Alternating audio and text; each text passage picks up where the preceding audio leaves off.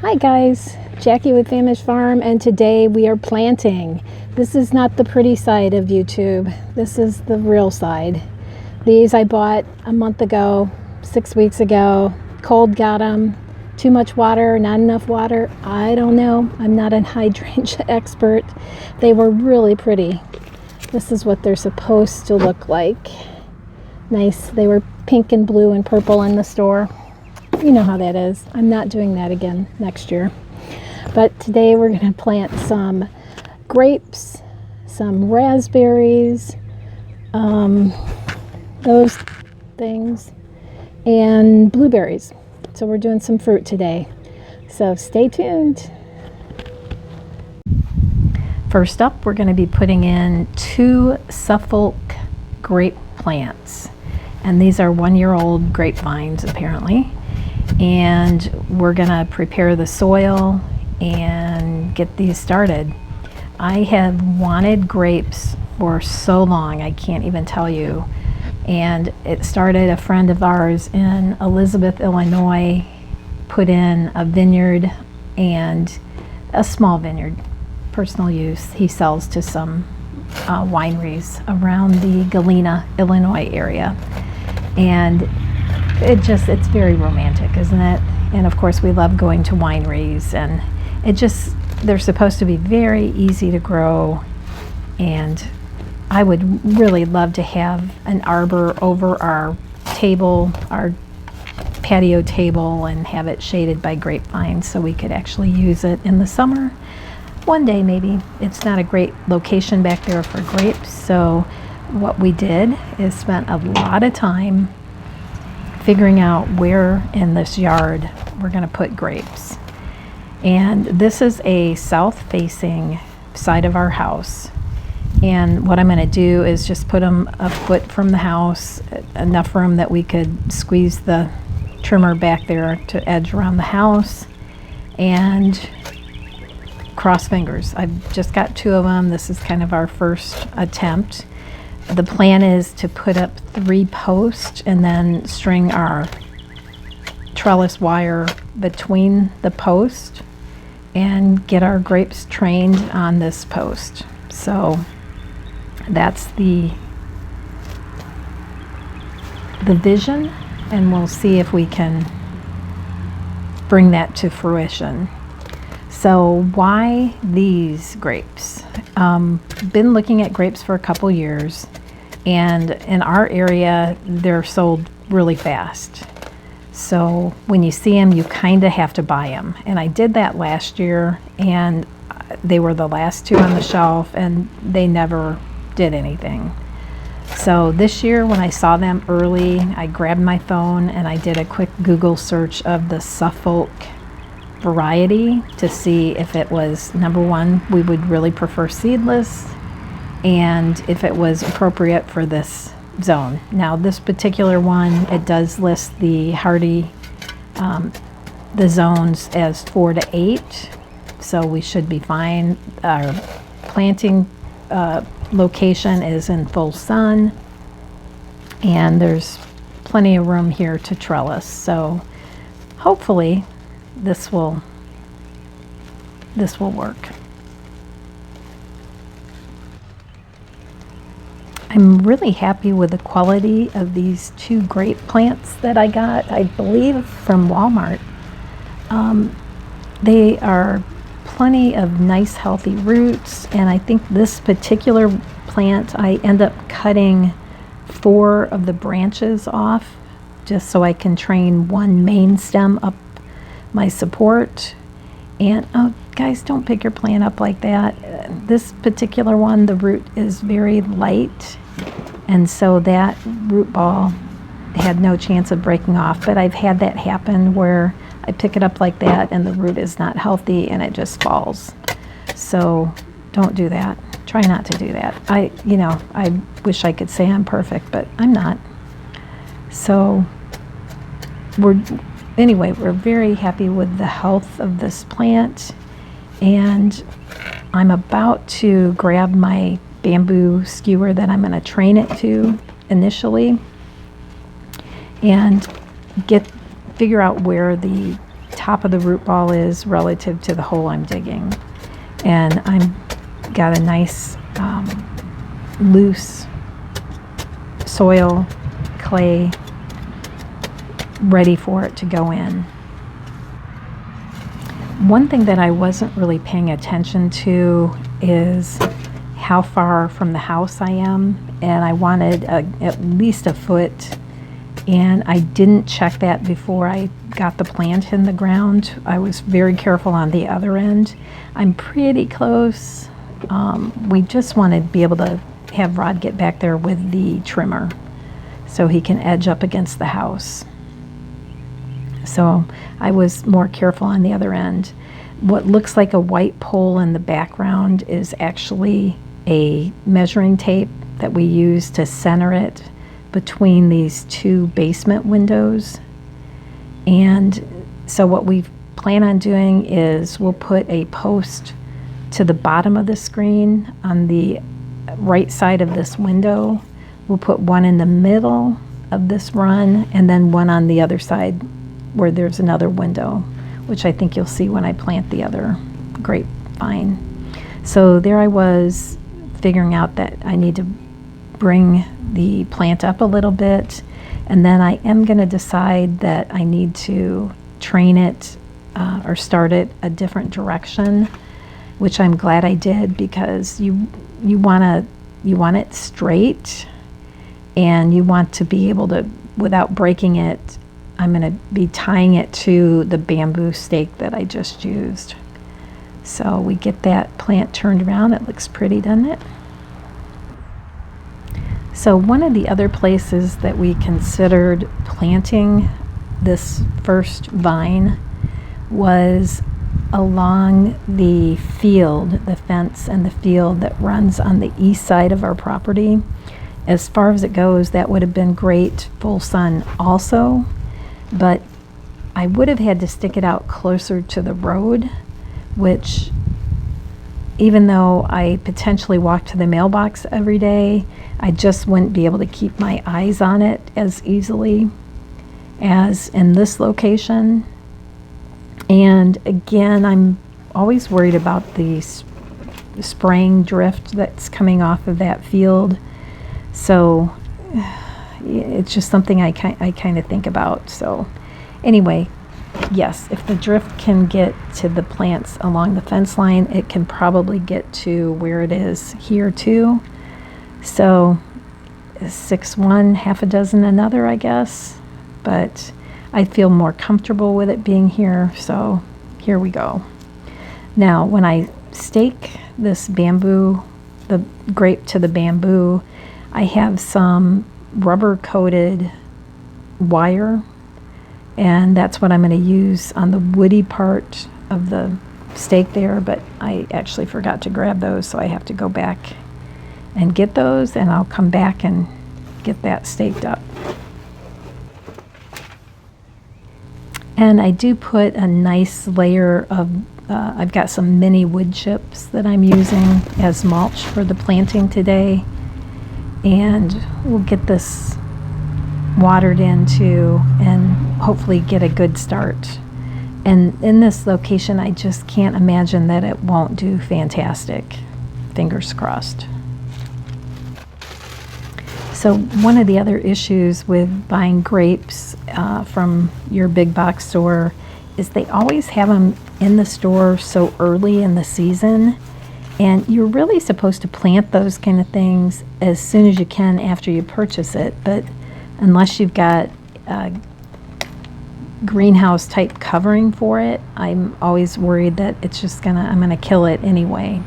So I did water this a couple times, the two, actually all the plants that I bought, and just cross fingers that you can keep it alive till it needs to go in the ground. And I see on the instructions that it does say to store roots in a cool, dark place before planting. That didn't happen. So read the package, Jack. So now we've moved down to the other end, and I'm just going to kind of fast forward through this.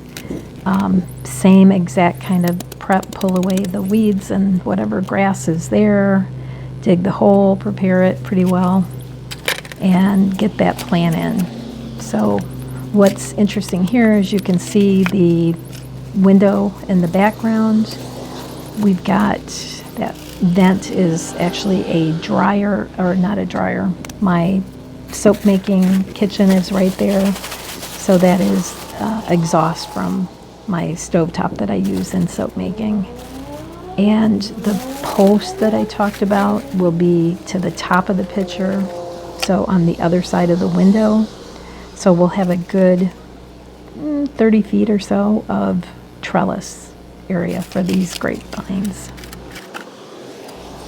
And I did come back the next day, as I mentioned already, and trim this so it is just one straight stalk up, being trained up that bamboo support that's just temporary.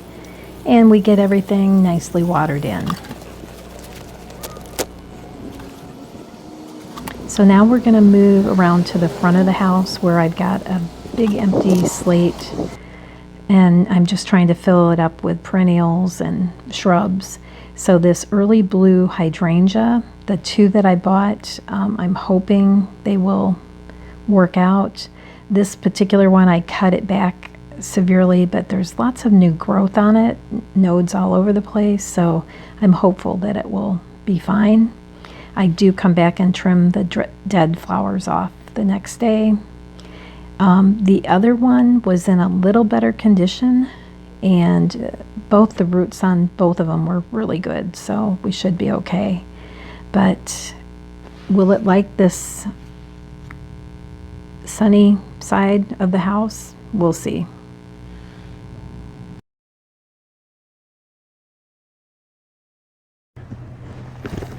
So here's a tip. Don't plant something the first year you live somewhere.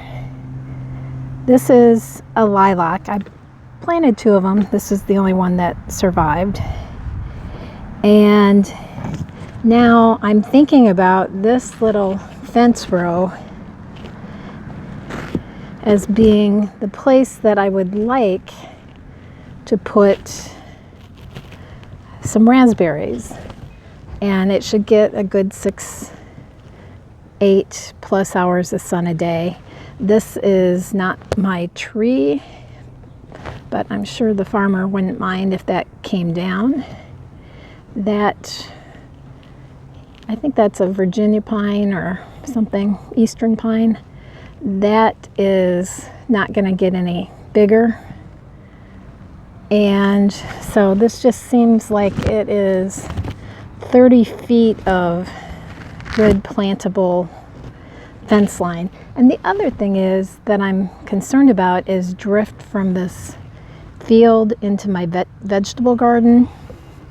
So what I'm thinking is that maybe the raspberries are sacrificial this first planting anyway.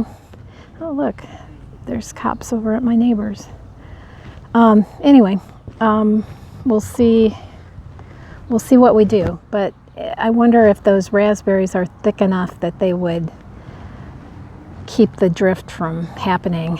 This is planted the 2 years we've been here. It was cotton the first year, and then last year was corn, and that I believe is just wild mustard. If it's the same thing that was in my overgrown garden, that all those yellow plants out there are wild mustard. So that's what I'm dealing with. But anyway, we'll see. I'm going to put these raspberries, I think about 6 feet apart, 4 feet apart. I don't know. We'll see. And I don't know if I ever really finished my point about that lilac, but now that lilac is kind of in the way of where I want the raspberries to be. And hubby's got to be able to get the, I think it's a 42-inch mower deck through there. So I'm wanting to plant over here, down this way, where there'll be better sun in the afternoon. But if I plant, say, right where that post is, if I plant right where that round post is, over there, then will he be able to get the mower through? So that is my dilemma. We'll see what happens. Do you guys just spend hours online trying to figure out the best locations and the best way to plant? And I've got information overload this time of year, especially when planting new things in new areas. And I sat there for about 10 minutes, going back and forth between closer to the round post I showed you and closer to the dead tree. And oh gosh, it's just agonizing sometime. The good news is this is really a good area for any plantings. This was kind of our leaf corral the first year, the first fall. And so the soil here is not as clay as it is in the rest of the yard. And so this should be a really nice home for these raspberries once we get them going. Now, these raspberries and the blueberries I plant next both came from Home Depot. They were on sale, and this was back in February when it was still, very cold out. So I have just kept them in my sunny window where my house plants are, gets late afternoon sun. And these are just really, really nice plants, very healthy.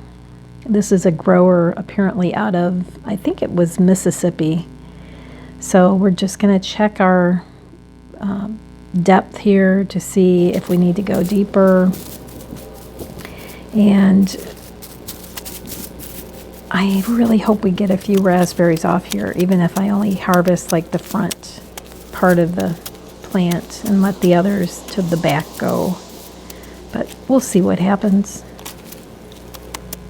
So at the end of the day, all of these weedy, soddy pieces that I'm digging up, I just dump in the front part of my compost pile because I can't decide, do I really want to put those into compost and have them potentially come back up next year somewhere else, wherever I spread the compost?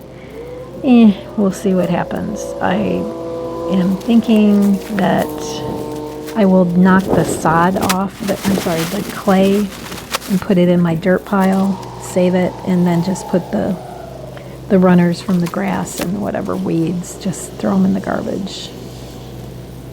We will see.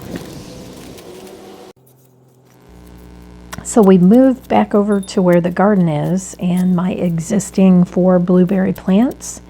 And we're just going to prepare like we've done on the previous plants. Get rid of the weeds and the grass, and then get some good digging holes for these Alapaha Blueberries, which I got on sale. So when I pull these 2 blueberries out of the container, they are really root bound and you can't even see any healthy roots anywhere. So I'm going to pry the dead roots away from the interior part of the root ball to see if we can encourage some growth. So, sometimes you buy stuff on sale and it can be rehabbed, and sometimes you can't. So hopefully this will work out okay. This was a final sale I saw on my receipt, so fingers crossed that these blueberries will take hold. I'm really excited to have more blueberries, though. We have never had blueberries before, and we enjoyed them the last 2 summers. And we never had a huge harvest, but we had every day on our lunchtime salads, we would just put some blueberries over the top of them, and I may have had enough to do some on yogurt every once in a while. So the reason for increasing our blueberry patch is we really like them and we want more.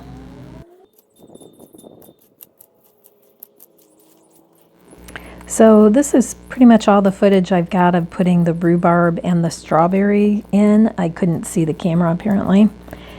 But prep the bed, dig the holes, backfill, water, label. There you got it. And hope they grow. So it's the next day. We'll just take you on a little tour of what we did, and we're going to trim and water as we go. The grapes, we're going to train them to be one main vine that will be supported up to the trellis wires. And we cut these 4 cuttings off the one side, and I'm hoping that I can get those to root. But having done a little more research now, I don't know if they will, because I only had one part that was woody. The rest are green. So time will tell on that. And on the front of the house, these hydrangeas, I feel much better about them today. The roots were really healthy on these plants, and so I'm just going to deadhead the flower buds. And there's lots of green growth and nodes on the plant, so I feel good that both of these hydrangeas will survive my neglect. The other big question here is, will they enjoy the west-facing, non-shady part of the yard? The tag says part sun. Traveling over to the east property line is where we put in the raspberries.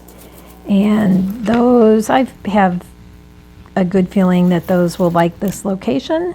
We will see. They were nice, healthy plants and on sale, so I feel really good about them.